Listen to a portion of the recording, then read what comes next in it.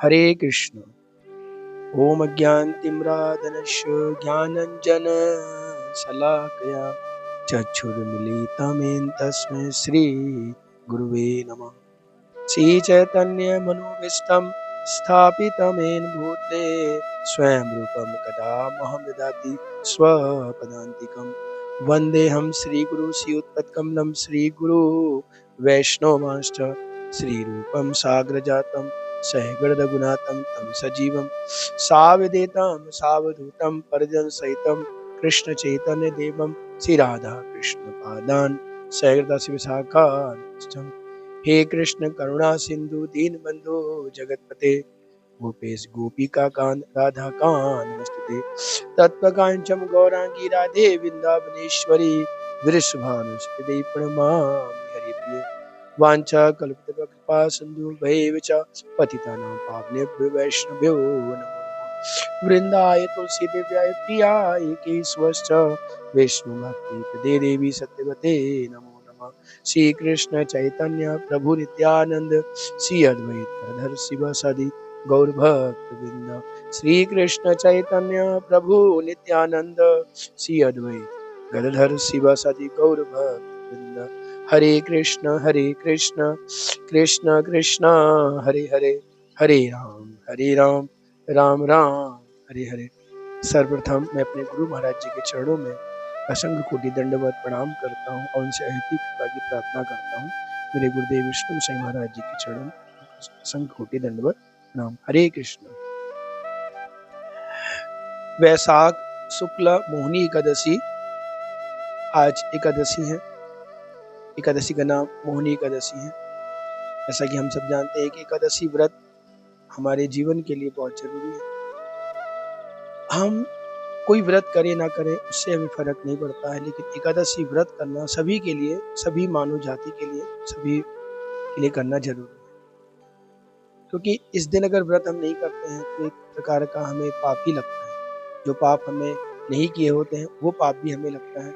जो पाप हम करते हैं वो तो चलो ठीक है, जान बुझ करके या जाने अनजाने में, लेकिन एकादशी में व्रत ना करने पर सीधे पाप लगता है। जो हम करते भी नहीं उसका पाप भी लगता है।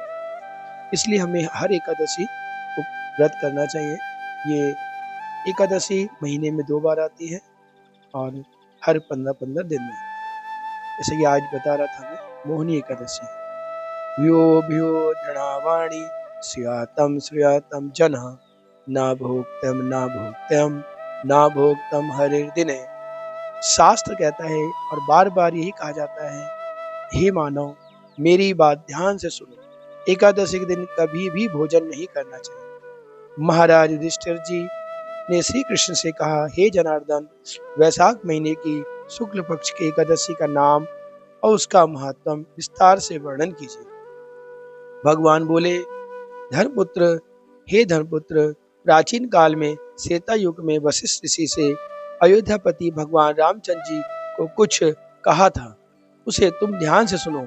श्री रामचंद्र जी ने वशिष्ठ मुनि से कहा था, हे ऋषिवर, मैं जनक नंदिनी सीता के विरह में दुख पा रहा हूँ। कृपा करके आप मुझे किसी ऐसे व्रत के बारे में कथा सुनाइए जिसके पालन करने से मेरी ही नहीं अपितु समस्त प्राणियों के पाप और दुख नष्ट हो जाएं।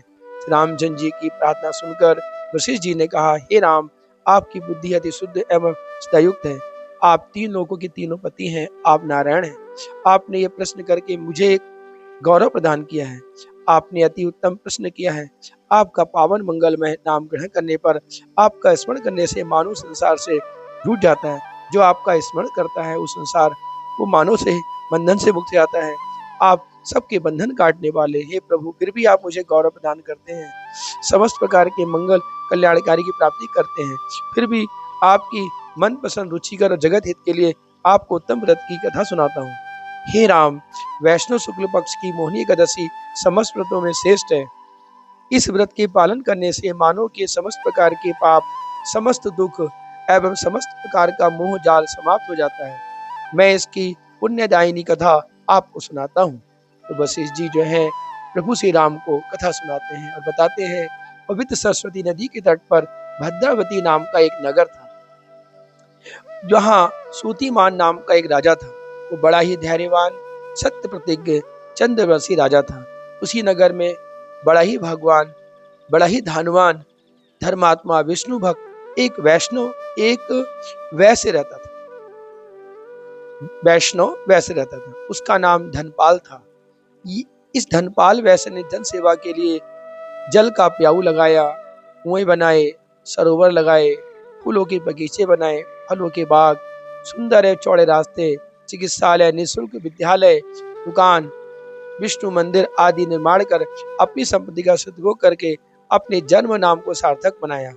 अब देखो उस जमाने में इतना अच्छा था कि पहले भी लोग धर्मात्मा हुआ करते थे, और पहले क्या था, जल के लिए प्याऊ लगवाए जाते थे, कुएं बनाते थे लोग, फूलों के बगीचे बनाते थे और अच्छा गार्डन, ताकि अगर गर्मी का मौसम है तो वहाँ फलों के बाग बनाए जाते थे। आज की तारीख में फल एक फल नहीं तोड़ सकते, लेकिन पहले लोग फलों के बाग बनाते ताकि कोई व्यक्ति भूखा हो तो वहां से फल ले सकता है।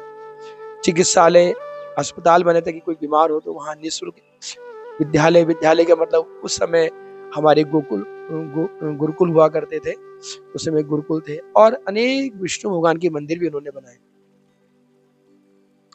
परहित परायण शांत स्वभाव विष्णु भक्त धर्मात्मा धनपाल जी, जो जिन्होंने सब कुछ बनाया था, धनपाल जी ने वैश्य के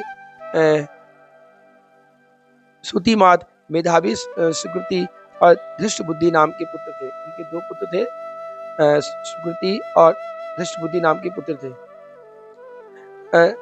धृष्ट बुद्धि नाम का जो पुत्र था अधार्मिक था, मतलब धर्म को नहीं मानता था, एवं महापाप कर्म में लगा रहता था। वो बड़ा दुराचारी था, दुष्संगी था, वैश्यागामी था, जुआरी, शराबी, जीव हिंसारत में जीवों को मारना, दूसरों को दुख पहुंचाना वाला हो करके अपने धर्मात्मा पिता के यशस्वी खानदान को बदनाम करने वाला कुलांकार नीच राक्षस को तुल्य में हो गया था। मतलब वो अपने पिता का नाम खराब कर रहा था, बदनाम कर रहा था, पिता था।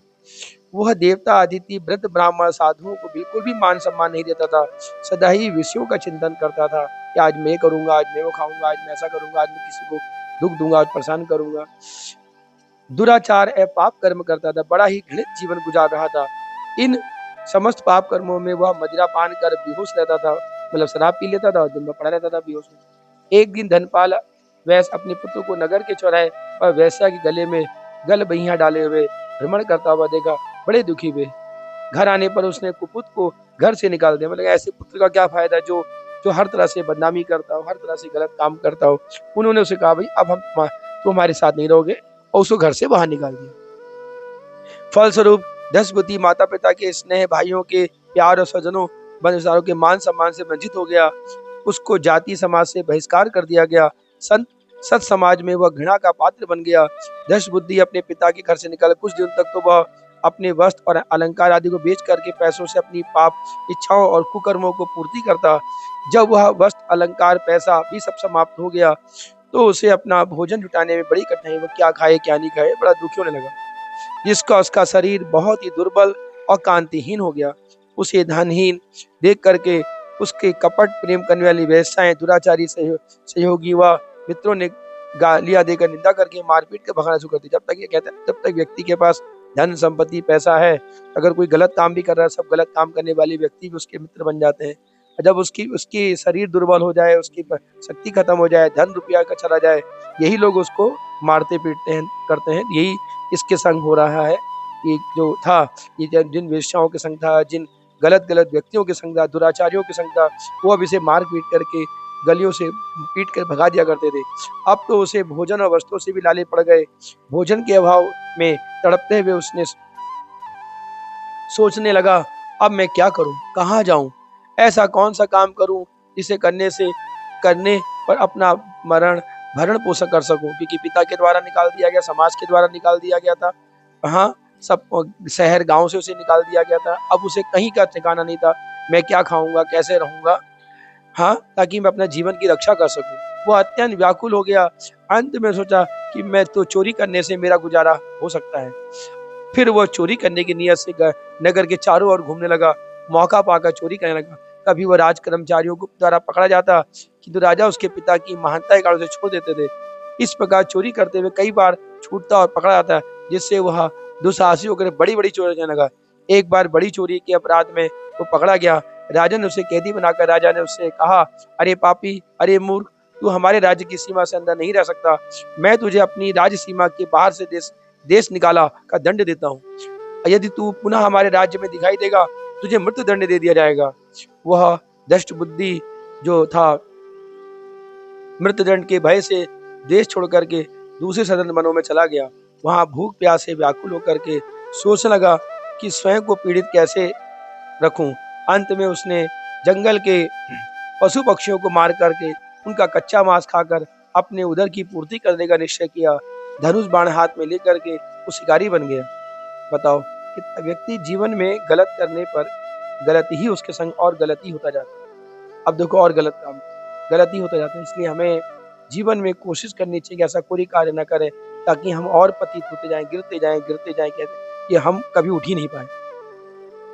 इस प्रकार अनेक दिन बीत जाने पर उसने किसी पुण्य के उदय हो जाने पर उसके प्रताप से वह एक महान तपस्वी कौंडिन्य ऋषि के आश्रम पहुंचा। वैशाख माह के गंगा स्नान के पश्चात वे ऋषि अपने आश्रम में जा रहे थे। उसी समय महादुखी दानव प्रकृति दुराचारी दुष्ट बुद्धि के ऊपर उनके सौभाग्य से कौंडिन्य मुनि के भीगे हुए वस्त्रों के गंगा जल छिटक कर गिर पड़ा, जिससे दुष्पति का सारा पाप तुरंत चला गया। वो जा रहे थे तो उन्होंने वस्त्रों को मतलब छिड़का होगा अपने अपने वस्त्रों को। जब से हम जैसे गीले वस्त्र होते हैं तो उसको झाड़ते हैं ना जोर से, तो वैसे ही जब झाड़ा तो उनकी जो नहा कर आए थे उनके गंगा जल से उस जो दुष्टबस्ती था, जो पापी था, उसके ऊपर वो जल पड़ गए। अब बताइए, एक इतने महान ऋषि, उसके जल पड़ने से ही उसके सारे पाप मुक्त हो गए। हाँ, और उसे अपनी दुर्गति और मति भी। फिर उसे कौंडिन्य मुनि के भीगे हुए चरणों में बड़े दीन भाव से प्रणाम किया, क्योंकि वो नहा कर आए हुए थे, शरीर भीगा हुआ था। हे ब्राह्मण, आप कृपा करके मेरा उत्तम प्रायश्चित का उपदेश दीजिए, जो मेरे समान महादुराचारी पापात्मा भी अनायासी सरलता से पालन कर सकता। अब उसे रियलाइज हो रहा है कि मैंने जीवन में जो करा गलत करा है। देखो, जब तक व्यक्ति के जीवन में भगवान की कृपा नहीं होती, और भगवान की कृपा दो तरह से होती है, तो साक्षात भगवान स्वयं करते हैं या भगवान की भक्तों के द्वारा उस पर कृपा होती है। अब यहाँ पर भगवान के जो भक्त हैं, ये कौंडिन्य ऋषि जो है, मुनि है, इनके द्वारा कृपा हुई। ये जा रहे थे, नहा कर आ रहे थे, गंगा स्नान कर रहे थे। जब इन्हें अपने वस्त्रों को छिटका, इसके ऊपर कुछ छींटे पड़ी।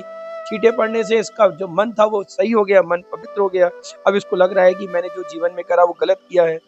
कहते हैं ना, वैष्णव संग, अगर हम वैष्णव का संग करें, हाँ, भगवान की भक्ति भाव किताबों को पढ़े, हम भगवान की चर्चा करें, तो हमारा मन जो होता है वो सही हो जाता है। हम गलत काम भी करते होते हैं तो हमारा गलत काम है कि नहीं, गलत है, ये सही है, हमें इसकी शक्ति मिलती है। नहीं तो हम क्या करते हैं, जब भगवान के भक्तों का संग, भगवान का संग, भगवान की कथा, धर्म से नहीं जोड़ते हैं, तो हम जो सोचते हैं कि हम जो गलत भी काम कर रहे होते हैं तो हम सोचते हैं ये सही है, ये गलत नहीं है। और हमें सही और गलत का एहसास नहीं होता है, हम गलत करते ही जाते हैं। लेकिन जब भगवान की कृपा या भगवान के भक्तों का संग मिल जाता है तो हमें अपनी गलतियों का एहसास होता है। हम सोचते हैं कि जीवन में जो किया वो गलत किया, और इसी तरह ये अपने ऋषि से अपने आप को महादुराचारी और पापात्मा समझ करके अब उसको उनको प्रायश्चित कर रहे हैं और बार बार निवेदन कर रहे हैं कि मैं बड़े बड़े पापाचार करने के कारण धनहीन हो गया हूँ, ग्रहहीन हो गया हूँ, घर से निकाल दिया गया हूँ, राजहीन हो गया हूँ, राज्य से निकाल दिया गया हूँ, और भाई बंधुओं द्वारा भी रिश्तेदारों के स्नेह से वंचित हो गया हूँ, बड़े दुख से जीवन गुजार रहा हूँ। इस प्रकार की दीन वाणी होकर के बड़े परम दयालु कौंडिन्य ऋषि बोले, जिससे तुम्हारा भयंकर से भयंकर पाप भी सरल से थोड़ी समय में क्षय हो जाएगा। मैं एक ऐसा तुम्हें सरल उपाय बताता हूँ, ध्यान लगा करके सुनो। वैशाख महीने की शुक्ल पक्ष की मोहिनी एकादशी जो आज है, एकादशी मानव की बहुत से जन्मों के संचित सुमेरु पर्वत के समान पापों को भी ध्वंस कर देती है। मतलब आज का कोई व्रत रख ले, सुमेरु पर्वत इतना बड़ा है, सोच सकते, उसके बराबर भी कोई पाप होते हैं तो भी हमारे खत्म हो जाते हैं। अतः तुम इस एकादशी व्रत को बड़ी श्रद्धा और विश्वास से पालन करो, तुम्हारे सारे पाप नष्ट जाएंगे और तुम्हें सारे सुख की प्राप्ति होगी। कौंडिन्य ऋषि की बात सुनकर के दष्ट बुद्धि, जो उनका पुत्र था, बड़ा पापी था, प्रसन्नचित्त होकर के मोहिनी एकादशी के व्रत के पालन करने से एकदम पाप मुक्त होकर के दिव्य शरीर धारण कर गणेश जी की पीठ पर बैठ करके वंदनीय समस्त दुखों रहित आनंद में सच्चिदानंद भगवान विष्णु के वैकुंठ लाभ को चला गया।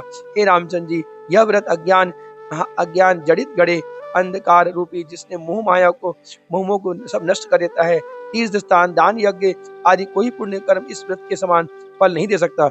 आप तीर्थ यात्रा कर लो, हजारों लाखों दान पुण्य कर दो, लेकिन इस व्रत का जो फल है वो आप मान के चलो इसके बराबर कोई फल नहीं है। मतलब सोचो कि पाप से पाप करने पर भी वो जो दशबुद्धि था, जो बड़ा पुत्र था उनका, इतने पाप करने के बाद ही भगवान के धाम को गया, क्योंकि उसने एकादशी व्रत पालन किया। एकादशी, और उसकी बुद्धि भी निर्मल हो गई। तो हमें क्या ये नहीं कह रहा हूँ कि आज आप सोचो कि मैं एकादशी कर लूं और फिर मैं जो मेरे पाप है वो सारे खत्म हो जाएं, हाँ, फिर भविष्य में नया पाप करूं ना ना ना, भविष्य में फिर हमें कोई ऐसा गलत काम नहीं करना है ताकि हम भगवान के चरणों से दूर हो सकें। फिर हम जीवन भर हमें भगवान की कृपा प्राप्त करनी है और एकादशी व्रत करना है, और ताकि हम भगवान के घर जा सकें। इस तरह मैं कहना चाहता हूँ कि आज जो एकादशी व्रत है उसका महत्व मैंने आपको बताया, और मैं प्रार्थना करता हूँ कि आप लोग हमेशा हमेशा जो है हर एकादशी व्रत को करें, ताकि जो है आपका जीवन जो है वो सफल हो। हरे कृष्णा।